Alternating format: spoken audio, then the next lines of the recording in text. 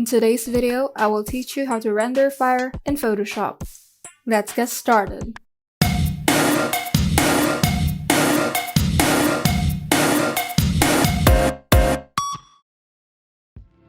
First, open the image that you would like to edit. Now, make a new empty layer by clicking on its icon at the bottom of the Layers panel, or simply press Shift-Ctrl-N on your keyboard. With the new layer selected, use the pen tool to make a rough sketch to where you would like to put the rendered fire on the image. Make sure to set the pen mode to path before sketching on the image. The sketch doesn't have to be precise and detailed. It only needs to include the starting point of the flame and the general area where you would like to place it.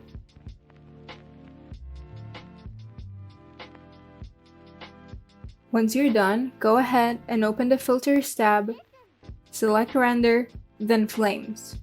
Here, you can select which type of flame you would like to render.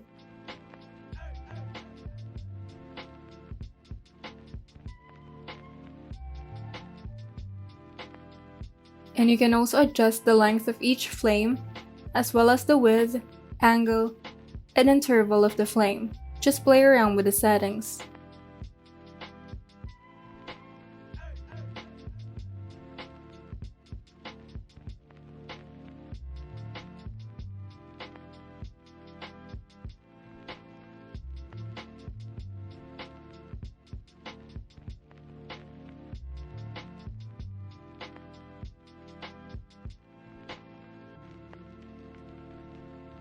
And once you're satisfied, you can now click OK, and you can still move or resize it by pressing Ctrl-T on your keyboard.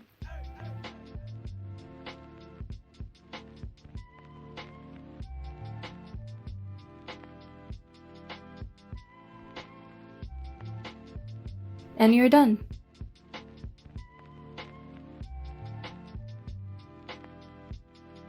If you found this video helpful, kindly like and subscribe.